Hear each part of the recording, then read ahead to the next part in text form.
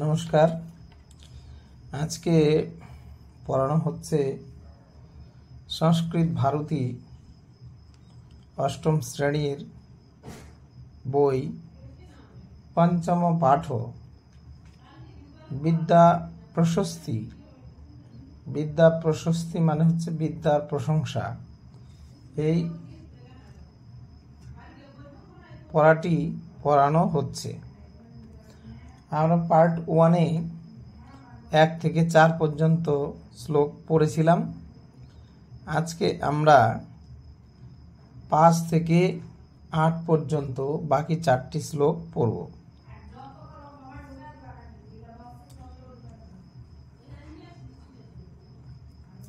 তাহলে 5 নম্বর শ্লোকে বলা হয়েছে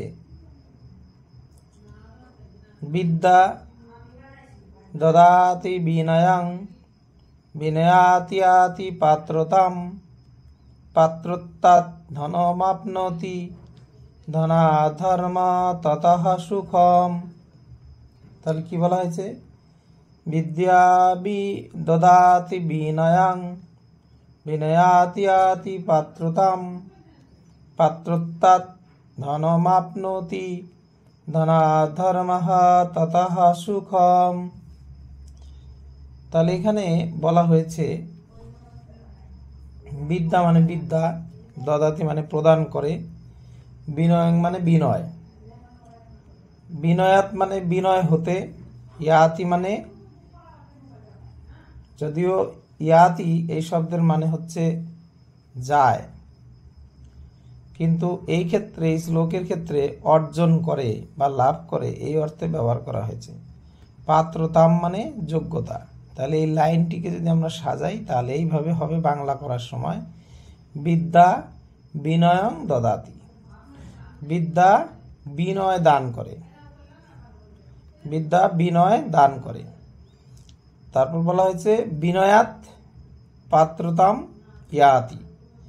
বিনয় হতে, পাত্রতাম মানে যোগ্যতা, বিনয় হতে যোগ্যতা অর্জন হয়। তাহলে বিনয় হতে যোগ্যতা অর্জন হয় বা লাভ হয়। তারপর বলা হয়েছে পাত্রত্বাৎ ধনমাপ্নোতি। বলছে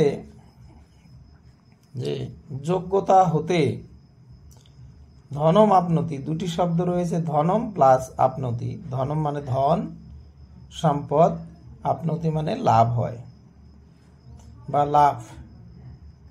তাহলে এখানে কি বলা হলো? যোগ্যতা থেকে ধন আসে বা লাভ হয়। তারপর হচ্ছে ধনাৎ ধর্মঃ, আর ধন হতে ধর্ম, ধন হতে কি হয়? ধর্ম। ততঃ সুখম, তারপর সুখ। তাহলে বাংলা মানে কি দাঁড়ালো? বিদ্যা বিনয় দান করে, বিনয় হতে যোগ্যতা অর্জন হয়, আর যোগ্যতা হতে ধন লাভ হয়, ধন হতে ধর্ম, তারপর সুখ লাভ হয়। এখানে শুধু বলা আছে তারপর সুখ, কিন্তু আমরা যদি ভালো করে সাজাই তাহলে এখানে আমরা বলতে পারি তারপর সুখ লাভ হয়। তাহলে আমরা এই 5 নম্বর শ্লোকে যে বিষয়টি জানলাম, তাহলে এর যে তাৎপর্য বা এর মর্মার্থ সেটি হচ্ছে যে যদি শিক্ষার্থীরা খুব ভালো করে পড়াশোনা করে তাহলে এই পড়াশোনার মাধ্যমে যে বিদ্যা অর্জিত হয়, যে জ্ঞান লাভ হয়, সেই জ্ঞান লাভের ফলে তার মধ্যে বিনম্র ভাব বা বিনয় এই জিনিস তার অর্জন হয়।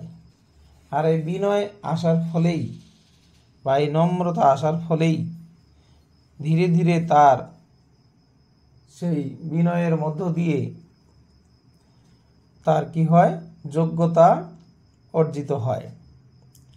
আর যখন শিক্ষার্থীদের মধ্যে যোগ্যতা আসে বা যোগ্যতা লাভ করে, তখন সেই যোগ্যতাকে কেন্দ্র করে তারা কিন্তু অর্থ উপার্জন করতে পারে।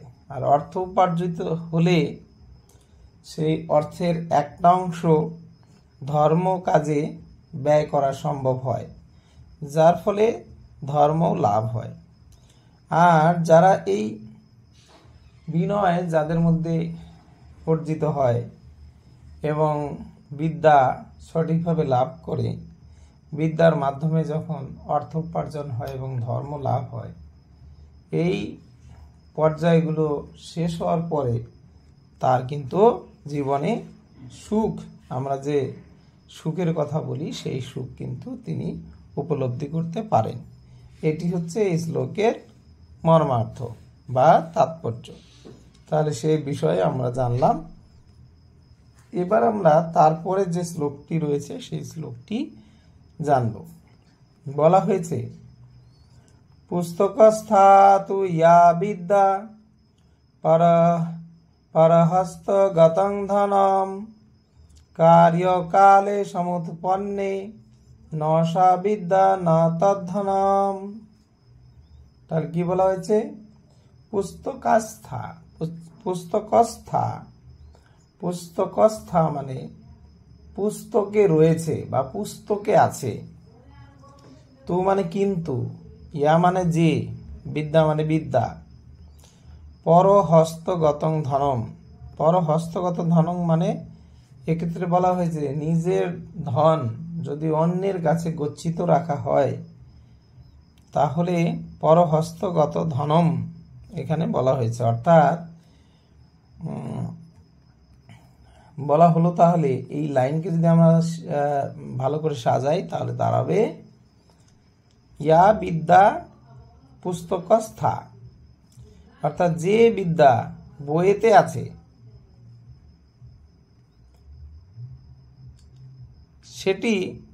সেটি কথা এখানে যদিও নেই, সেটি কিরূপ সেটিকে বোঝাবার জন্য বলা হয়েছে পরহস্তগতং ধনম, অর্থাৎ নিজের ধন অন্যের হাতে থাকলে যেরকম পরিস্থিতি দাঁড়ায় সেই বিষয়কে এখানে তুলে ধরা হয়েছে, উদাহরণ দেওয়া হয়েছে। যে বইয়ে যে বিদ্যা বইয়ের মধ্যে থাকে এবং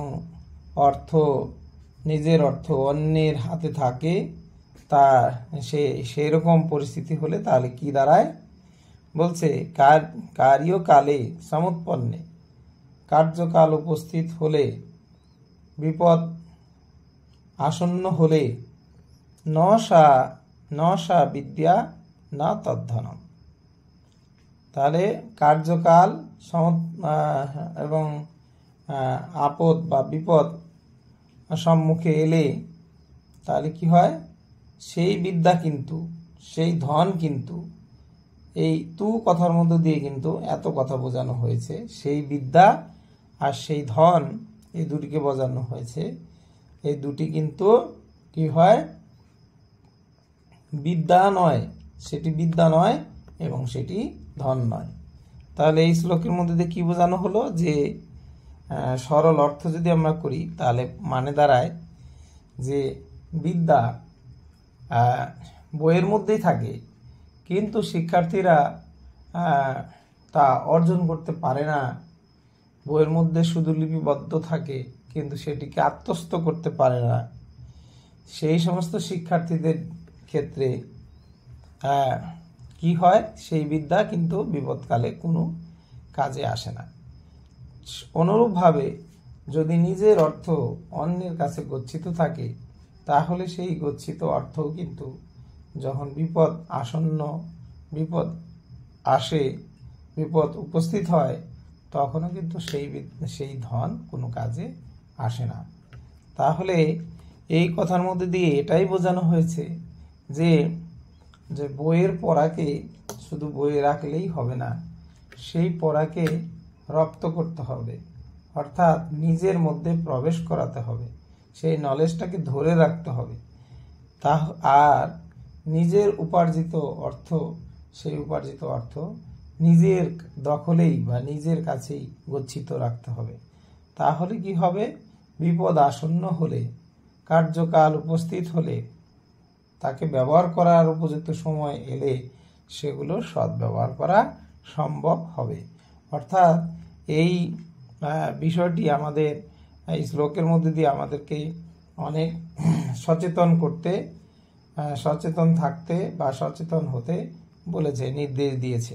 অর্থাৎ বিদ্যাকে যেমন সঠিকভাবে অর্জনের কথা বলা হয়েছে, তদ্রূপ নিজের উপার্জিত অর্থকেও নিজের কাছেই সুন্দরভাবে গচ্ছিত রাখার একটা পরামর্শ এই শ্লোকের মধ্য দিয়ে সকলকে দেওয়া হয়েছে। এবার আমরা আসছি 7 নম্বর শ্লোকে। 7 নম্বর শ্লোকে বলা হয়েছে, রূপ যৌবন সম্পন্না বিশালকুল সম্ভবাহ বিদ্যাহীনা ন শোভন্তে নির্গন্ধাইব কিংশুকা। বলছে রূপ যৌবন সম্পন্না, রূপ যৌবন সম্পন্ন, বিশালকুল সম্ভবা অর্থাৎ উচ্চ বংশজাত হলে, তাহলে রূপ যৌবন সম্পন্ন, বিশাল কুলে জাত, বিদ্যাহীনা ন শোভন্তে, বিদ্যাহীন যদি থাকে তাহলে সে শোভা পায় না। কিরকম করে একটা এক্সাম্পল দেওয়া হয়েছে, নির্গন্ধা ইব কিংশুকা, অর্থাৎ গন্ধহীন পলাশ ফুলের মতো তারা শোভা পায় না। অর্থাৎ এই শ্লোকের মধ্যে দিয়ে এটাই বলা হয়েছে, যদি কারো খুব রূপ যৌবন থাকে, উচ্চ বংশেও জন্ম হয়, তাহলে যদি তার মধ্যে বিদ্যা বুদ্ধি না থাকে, তাহলে সে যেমন এত সুন্দর ফুল, পলাশ ফুল, সেই ফুল দেখতে এত সুন্দর লাগে, কিন্তু সেই ফুল প্রায় পূজা অর্চনায় কাজেই লাগে না। অর্থাৎ কোনো পূজাতেই বলতে গেলে সেই অর্থে কাজে আসে না, যেহেতু সেই ফুলের গন্ধবিহীন, কোনো গন্ধ নেই, এবং সেই ফুল কোনো পূজাতে সেইভাবে কাজে আসে না। সেই রকমই রূপ যৌবন সম্পন্ন হলে এবং বিশাল কুলে জন্মগ্রহণ করলেও তার প্রকৃত শোভা কিন্তু বর্ধিত হয় না, যদি কিনা তার মধ্যে বিদ্যা না থাকে। তাহলে বিদ্যার যে কত গুরুত্ব, বিদ্যা যে মানুষকে কত শোভিত করে তোলে, বিদ্যা যে কত গরিমা, সেই বিষয়কে এই শ্লোকের মধ্য দিয়ে তুলে ধরা হয়েছে। শেষের শ্লোকে বলা হয়েছে, বিদ্যতঞ্চ নৃপতঞ্চ নৈব তুল্যং কদাচন স্বদেশে পূজ্যতে রাজা বিদ্যান সর্বত্র পূজ্যতে। বলছে বিদ্যতঞ্চ নৃপতঞ্চ নৈব তুল্যং কদাচন স্বদেশে পূজ্যতে রাজা বিদ্যান সর্বত্র পূজ্যতে। অর্থাৎ এখানে বলা হয়েছে বিদ্যতঞ্চ অর্থাৎ জ্ঞান, অর্থাৎ বিদ্যা গ্রহণকারী ব্যক্তি। আর বলছে নৃপতঞ্চ, নৃপতঞ্চ মানে হচ্ছে রাজত্ব, অর্থাৎ রাজার রাজত্ব। বিদ্যা যার মধ্যে আছে এমন জ্ঞান, আর হচ্ছে রাজার রাজত্ব। নৈব তুল্যং কদাচন, কদাচন মানে কখনো, তুল্যং মানে তুলনীয়, নৈব মানে নয়, অর্থাৎ জ্ঞান ও রাজত্ব, রাজার রাজত্ব, এই দুটিকে কখনোই তুলনা করা যায় না, কখনোই তুলনা করা যায় না, বা দুটিকে সমান মনে করা যায় না। বলা হয়েছে স্বদেশে পূজ্যতে রাজা, রাজা নিজের দেশেই পূজিত হন, পূজা পান। বিদ্যান সর্বত্র পূজ্যতে, এবং বিদ্যান ব্যক্তি সর্বত্র অর্থাৎ সকল জায়গায় পূজিত হয়ে থাকেন। তাহলে আমরা বিদ্যা যে কত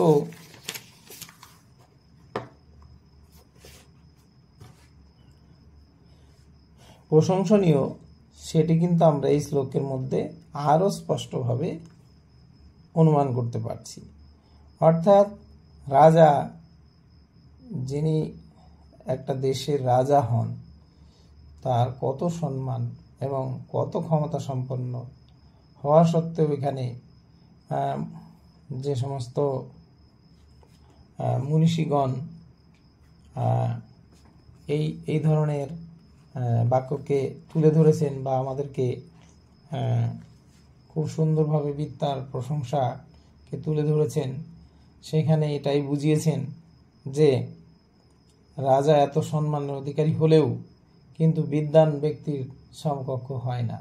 বিদ্বান ব্যক্তি রাজার থেকে ঊর্ধ্বে, এবং বিদ্বান ব্যক্তি দেশ ছাড়িয়ে বিদেশ এবং সর্বত্র, পৃথিবীর সর্বত্র তিনি তার বিদ্যার মাধ্যমে তিনি সম্মানের জায়গা পান। কাজেই এই শ্লোকের মধ্যে দিয়ে বিদ্যার অত্যধিক প্রশংসা, বিদ্যাকে কোনো কিছুর সঙ্গেই তুলনা করা যায় না, বিদ্যা সবার উপরে, এই বিষয়কে বোঝাবার জন্যই এখানে এত সুন্দর তুলনা করেছেন। রাজার সঙ্গে বিদ্বান ব্যক্তির তুলনা করেছেন, অর্থাৎ বিদ্যাই হচ্ছে সকলের উপরে, সকলের শ্রেষ্ঠ। একজন ব্যক্তির কাছে বিদ্যা অর্জন করাই সর্বশ্রেষ্ঠ কাজ, সর্বশ্রেষ্ঠ কি বলবো যে প্রশংসার বিষয়। এবং বিদ্যা হচ্ছে মহাধনম, বিদ্যারত্ন হচ্ছে মহাধন। এই ধনের সমকক্ষ কোনো কিছুই হতে পারে না। এই বিষয়কে খুব স্পষ্টভাবে, অত্যধিক স্পষ্টভাবে বোঝাবার জন্য এই শ্লোকে আরও সুন্দরভাবে আমাদেরকে বুঝিয়েছেন। তাহলে আমরা কিন্তু এর আগের দিন যে 4টি শ্লোক পড়েছিলাম, আজকে কিন্তু আমরা পরের 4টি শ্লোক জানলাম। এই 4টি শ্লোকের যে তাৎপর্য সেগুলো সংক্ষেপে বলা হলো। তোমরা এগুলো ভালো করে যদি পড়ো তাহলে কিন্তু তোমাদের এই শ্লোক সম্বন্ধে একটা সুস্পষ্ট ধারণা আসবে। এরপরে আমরা এই পড়ার প্রশ্ন উত্তর আলোচনা করব। সেখান থেকে তোমাদের সমস্ত প্রশ্নের উত্তর তোমরা জানতে পারবে এবং বুঝতে পারবে। তোমরা এই পড়াটি এবং প্রশ্নোত্তর বিষয়টি, আলোচনার বিষয়টি যদি সুন্দরভাবে শোনো তাহলে তোমাদের কোনো সমস্যা থাকার কথা নয়। তোমরা অবশ্যই এটিকে দেখবে এবং তোমরা যদি সাবস্ক্রাইব করো তাহলে কিন্তু তোমরা পরপর এই পড়াগুলো দেওয়ার সঙ্গে সঙ্গে তোমরা পেয়ে যাবে। কাজে তোমরা অবশ্যই সাবস্ক্রাইব করার চেষ্টা করবে এবং সাবস্ক্রাইব করলে পড়াগুলো খুব তাড়াতাড়ি তোমরা পেয়ে যাবে।